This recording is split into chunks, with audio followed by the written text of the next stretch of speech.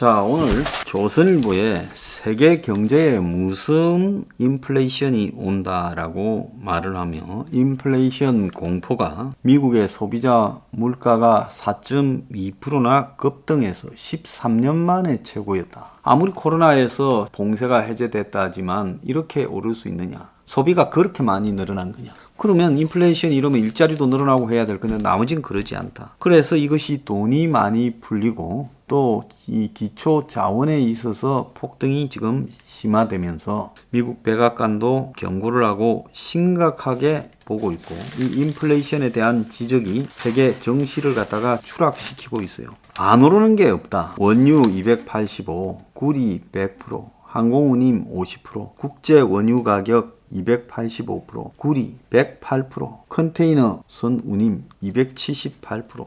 그러니까 이렇게 물류 비용이나 원자재 값이 올라가니까 지금 기업들이 아우성이라는 거예요. 집값도 과열이라서 미국, 독일, 러시아가 1년 새 10% 이상 뛰어서 금융위기 때 집값이 폭등하던 현상이 지금 재현되고 있고 이러다 보니까 회사도 지금 어려움에 처하고 있다라고 이야기를 합니다. 자, 미국의 금융 거물들은 이미 인플레 상태다. 정시도 지금 거품이라고 경고를 내밀고 있습니다. 자, 한국이 4월 취업자가 65만 2천 명이 증가해서 6년 8개월 만에 최대다. 그동안에 억눌려 있다가 풀어진 모습이 나타나면서 외관상으로 취업자가 늘어날 수 있죠. 자, 실업률이 감소했지만은 20대에서는 늘어났다고 할 때 이 정부의 공공일자리가 일종의 허구적 착시 현상을 불러일으키고 있다라고도 하고 있습니다. 자, 그런데 지금 어제 코스피가 붕괴를 했어요.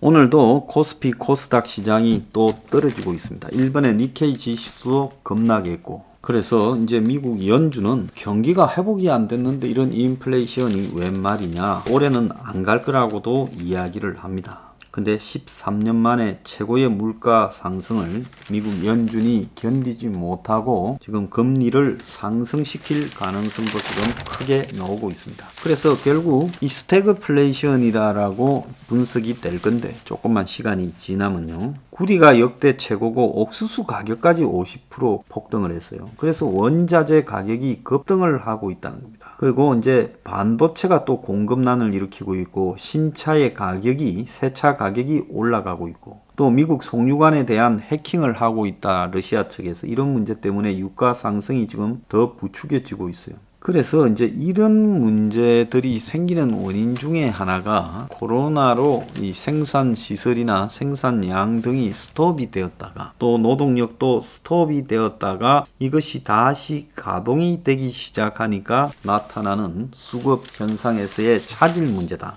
자, 이런 게 마음대로 그냥 이렇게 늘렸다 줄였다 되는 게 아니라 시간차가 존재하지 않겠습니까? 거기에서 나타나는 것이다 라고도 해석이 되고 있습니다. 자, 또 다른 한편으로는 이런 원자재 가격이 오르는 인플레 압력이요. 이것이 서민들에게는 엄청나게 충격적일 수 있다는 겁니다. 자, 미국에는 집지을 목재 대란이 벌어졌대요. 그래서 집 수요는 엄청나게 늘어났는데 지금 나무가 없어가지고 나무를 확보할 수 없고 나무를 수입하는 배가 없어가 나무가 오지도 못하고 이러니까 인테리어나 집 고치거나 집을 짓는 비용이 미국에서 폭등을 했다는 겁니다. 그래서 이런 원자재 인플레이션이 한국 경제에도 완전히 철강, 금속, 석유, 가스 등 전방위로 충격을 주고 있는데요. 그래도 미국에서는 엄청난 소비가 증가된 수요 견인 인플레이션일 가능성이 좀 있는데 한국은 그게 아니라 비용이 밀어붙이는 코스트 푸시 인플레이션이다. 이게 이제 스태그플레이션으로 1970년대에 있었던 두 차례 오일 쇼크와 비슷한 현상이랍니다. 자, 이 불황에서 물가 상승이 일어나는 스태그플레이션 같은 경우에는 당시에 70년대 때 제가 기억이 납니다. 오일 쇼크가 오니까요, 물가가 상승을 해서 서민 삶이 굉장히 어려워졌다는 걸 제가 어린 나이에도 느꼈고 지금에도 그 기억이 남아 있습니다. 그래서 이 스태그플레이션이 불황의 물가가 오르면 누가 제일 타격을 받느냐? 취약계층이 제일 타격을 받고, 자, 이런 취약계층의 타격이 결국은 최저임금 인상, 고용 규제 강화 등 지금 소주성의 영향으로 고용 시장이 악화되고 성장 동력이 약화된 상황에서 이것까지 덮치면 거의 쓰나미 사태를 맞이할 거다라고 이야기가 되고 있습니다. 자, 그런데 글로벌 신용평가사 무디스가 한국의 국가 채무에 대해서 역사적으로 높은 수준이다. 한국 정부의 돈풀기 기조 속에서 국가 채무가 매우 높고 이것이 장기간 부채 관리를 해온 한국의 능력에 지금 영향을 미치고 한국의 가계 부채의 절대 규모와 증가율이 매우 높은 수준이고 부정적인 경제적 충격이 발생하거나 즉 금융위기가 발생하거나 금리가 상승하면 한국은행권 내 가계대출 자산 건전성에 문제가 생길 수 있다. 가계부채에서 문제가 터질 수 있다라고 지적을 하고 있습니다. 한국의 빚 감당 능력은 계속 강하게 유지되겠지만은 이 부분이 예상이 좀 어렵다라는 조심스러운 우려를 하고 있습니다. 이 속에서요. 가계부채 전체는 한 2,000조가 되는데 그 중에서 자영업자 부채가 803조다. 이건 매우 가계부채 내용 중에서 우려스러운 내용이죠. 그래서 803조나 되는 자영업자 부채. 그런데 금리가 지금 이제 올라갈 거라는 것은 삼척동자도 다 알고 있습니다. 미국에서 올리고 한국도 올릴 것이다. 그리고 지금까지 가영업자 부채의 상한을 유예해 줬는데 이제 유예가 끝나게 된다. 그런데 코로나로 이 자영업자들이 타격을 입은 지가 1년하고도 몇 개월이 됐다는 거죠. 그래서 버틸 사람은 이미 버티고 지금 버티지 못할 사람은 다 정해져 있다는 겁니다. 그 와중에서 부채가 1년 이상 쌓여왔고 금리가 오르고 원리금 상한이 유예가 중단된다면 폭탄이 될 거라는 이야기가 나오고 있습니다. 그래서 이제 여권에서 부채 경감 이야기까지 나오고 있어요. 소상공인 자영업자가 무너지면 1,000만 명의 생계가 끊어지고 이제 가족까지 포함해서요. 중산층이 무너진다. 그래서 2차 재난지원금을 지급해야 된다는데 솔직히 재난지원금 지급한다고 무너질 자영업자가 안 무너질 것 같지도 않아요. 전체 손실을 보상한다면 모를까요? 지금 재난지원금 이야기를 위해 이런 이야기가 지금 등장하고 있는데 그걸로는 택도 없다라는 이야기입니다. 자영업자 대출 잔액이요. 1년 만에 118조 6천억이 늘어서 803조 5천억에 달하고 대출 잔액 증가율이 작년에 17.3%, 가계 기업에 비해 월등하게 높은 수준이고 대출자도 24.5% 47만 명이 늘어서 238만 6천 명에 달하고 있다는 겁니다. 그런데 대출 중에 은행 대출이 한 69조 4천억, 저축은행 등 비은행 대출이 49조 2천억이라서 이게 심각한 거죠. 이금융, 상금융권의 대출이 지금 급속하게 늘어나고 있다는 겁니다.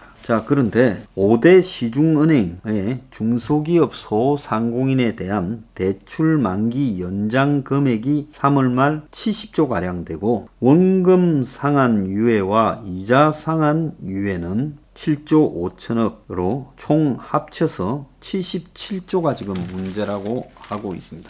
그래서 이 77조가요, 이제 9월 달에 금융당국의 금융지원 조치가 만료되면 유예해왔던 대출 원리금을 이제 갚아야 되기 때문에 자영업자들에게 폭탄이 터지지 않겠는가 이야기가 나오고 있습니다.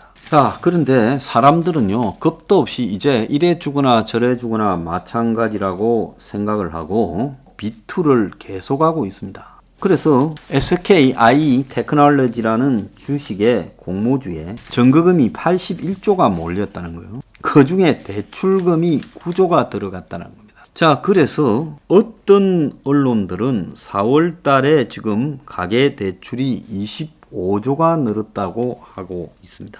또 어떤 언론들은 4월 달에 대출이 16조 1천억이 늘었다고도 하고 있습니다. 어쨌거나 가계 대출이 지금 급증을 했다는 겁니다. 주식 한다고 81조가 들어가고 그 중에 대출 받아서 주식 하나에 집어넣은 돈이 9조라는 겁니다. 그래서 이 정말 놀라운 부분이라고 보는데요. 가계가 주택을 담보로 대출한 잔액이 743조 2천억으로 지난달보다 4조 2천억이 늘었다는 겁니다. 코인이 아니더라도 주식이나 부동산 폭등이 아니더라도 지금 스태그플레이션이 한국에는 전개되고 있습니다. 미국에는 그래도 수요가 늘어나 가지고 인플레이션도 좀 영향이 있는데 한국에서는 전적으로 거의 스태그플레이션이 되고 있어요. 이거는 불황의 물가 상승이 일어나서 그나마 일자리를 잃거나 수입이 줄어든 서민들에게는 치명적인 타격을 주고 또 한편으로 서민 가계에 대출한 돈들, 자영업자 대출금이 803조고 그 중에서 상한 위에 등이 되어 있는 돈이 77조입니다. 자,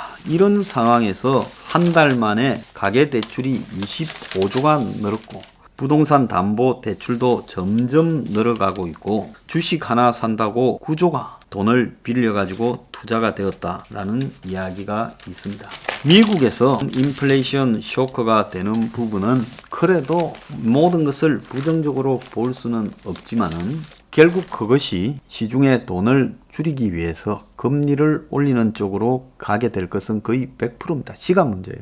그러면 이제 미국의 금리 인상은 한국의 주식시장에서 외국인 자본의 이탈로 갈 거고 환율 상승으로 이어질 것이고 또 한국의 지금 가계부채가 폭탄이 터지려고 하고 자영업자들 폭탄이 터질 가능성이 매우 높고 그게 803조입니다. 그리고 또 그 중에서 원리금 상한이 된 것이 77조입니다. 그런데 주택담보대출이 얼마냐 하니 자, 주택담보대출이 지금 잔액이 743조가 넘어갑니다. 자, 이런 식으로 차곡차곡 폭탄을 쌓고 있는데 지금 코인을 가지고 노는 한국 사람들의 액수가 얼마나 될 거라고 봅니까? 하루에 30조가 넘는다고 보면 그 코인에 지금 어마어마한 폭탄이 숨어 있을 거라고 보고 있습니다.